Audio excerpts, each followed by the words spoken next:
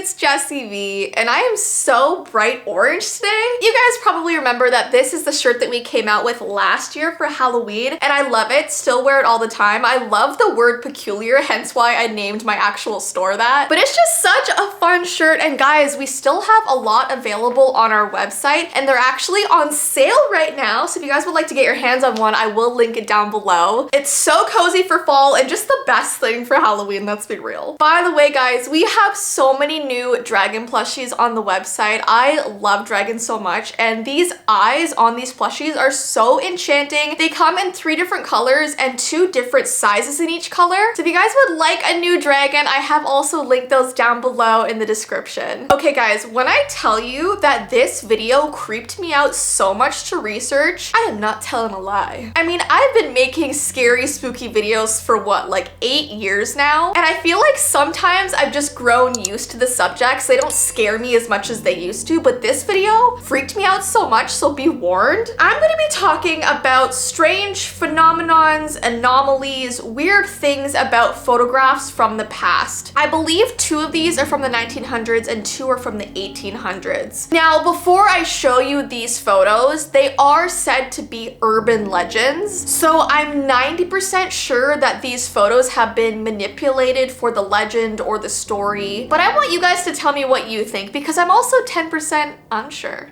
Maybe they aren't real. Okay guys, this first photo is called Lily Palmer's Eyes. So there's this story about this little girl named Lily Palmer. And when she was about 4 years old, she experienced what doctors called sensory hallucinations. And her very first episode of this actually happened on Halloween night of 1952. Lily and her nanny were about to head out for a round of trick-or-treating when they decided to first pose for a photograph. But suddenly, Lily started to scream and began to claw at her eyes, and you can see all of this commotion happening in this photo. And when her nanny was just shocked and asked her what the heck she saw to make her react this way, Lily repeatedly spoke about things crawling in her eyes. And then several days later, while unsupervised in her bedroom, Lily took 2 of her mother's knitting needles and put them in her eyes. Obviously, she went and received medical treatment. She was then evaluated and committed, and she remained institutionalized for the rest of her life. She eventually died of a heart attack in March of 2001, and the doctors that took care of her said that her episodes were most traumatic on and around Halloween night, and they couldn't figure out why. But for the majority of her life, she could be heard begging and pleading with the staff at this hospital, telling them, "Get these things out of my eyes right now." And there was never anything in her eyes, or so no one could ever see. And the reason why people are so freaked out about this story is not only, I mean, do they feel sad for her and sorry for her, because obviously this would be a terrible thing to have to go through for your entire life. People were also scared about the fact that this would really only happen around Halloween, or on Halloween night specifically, it would be the worst. And no one knew how to explain that phenomenon. So people did wonder, was it just something medical, or was it something supernatural, paranormal, something bad in that sense happening to her? Then we have the ghost of Sarah Eustis. Danvers State Lunatic Asylum was a psychiatric hospital built in 1874 on what was then an isolated site in rural Massachusetts. It was famous for its Gothic architecture and its use of now outdated medical techniques to treat insanity, and it is often cited as the birthplace of the prefrontal lobotomy, which is like the worst thing ever. I won't even show you photos of that. The creepiest part about this place is that there is a vast network of tunnels beneath it, and they are rumored to be incredibly haunted. And the most famous story about these haunted tunnels talks about this patient named Sarah Eustis, and she ended up escaping her ward in 1955, and she snuck down into the tunnel system to see if she can escape from down there, see if she can find some sort of exit. But despite multiple searches and a week-long lockdown of the asylum, Sarah was never seen again. It was assumed that she died down there, lost, thirsty, and alone. Well, there was this nurse at the asylum. Her name was Gail Malloy, and she became very obsessed with the case about Sarah Eustis, and she spent many of her off hours searching the tunnels for her remains, and though she never found a body, she did snap this photo in late late 1966, which suggests Sarah Eustis walks the Danvers tunnels to this very day. So this is supposed to be a real photograph of Sarah's ghost being caught on film. And like I said, it's kind of hard to verify if this is legit or not, which is why I'm asking you guys what you think. Does this photo look real enough to be an actual ghost caught on camera? Then we have a story called the Grand Caverns Cryptids. So there was this photograph taken in 1895 by a photographer named Orrin Jeffries while he was exploring an unmapped section of Grand Caverns in southwestern Virginia. At the time it was taken, Jeffries was conducting photographic experiments using these super long exposures to see if anything at all could be captured in complete darkness of the cave, because there was total absence of light here, otherwise known as cave darkness. So he would situate himself on level ground, extinguish his lantern, and then open the lens of his homemade box camera for as long as he could stand in the darkness. And during one of these very creepy experiments, he heard something begin to approach him from the deeper recesses of the cave. And as soon as he heard that, he turned back on his lantern. So he took off running in the other direction and didn't return back to the cave for several days. Now he had to return with a bunch of people to retrieve his cameras. And when he went to develop his images, this photo was recorded on the film inside of his camera, and it is so creepy. You can see all the eyes of these humanoid creatures just staring at him. And like, this is like the most haunting image I've ever seen. It is so eerie. And if this is real, I never want to be near a cave ever again. Okay, and then lastly, we have a story called Charlie Noonan's Last Interview. So Charlie Noonan was a folklorist who traveled through the southwestern United States during the early years of the 20th century. He would basically go around collecting tall tales and legends of the supernatural. Charlie was told a story one day by an Oklahoma farmer about a strange woman who lived alone on an isolated property. The farmer claimed that the woman was not a woman at all, but something else, something that hid its true nature beneath a headscarf and was never seen without a large dog by its side. And Charlie was apparently intrigued enough that he really wanted to go and search for this woman on one of his road trips. And after going searching one day, he never ever returned again. His wife was later contacted by a pawnbroker after finding Charlie's name engraved on a camera that he had found. The pawnbroker gave the camera back to her, and she had the film inside developed in hopes of it giving her a clue as to where her husband was or where he last took a photo. And this was the only photo on the roll. Unfortunately, neither the location of the property nor the name of the farmer who told him the story was recorded in Charlie's notes. So this photo is really haunted because it shows that he clearly found the woman who was the creepy part of this folktale, who wore a headscarf, who had this dog, whose eyes were just really eerie. He captured this photo and then was never seen again. And that's why you don't go looking for creepy things, folks. I feel like I should take my own advice. Anyways, guys, if you like this type of video, there are so many photos from histories that have weird anomalies in them, ghosts in them, and if you want me to continue doing this, give this video a thumbs up and let me know, and of course comment down below which photos you think are real and which ones you think aren't. But I hope you have an awesome rest of your day, and I will see you in my next video.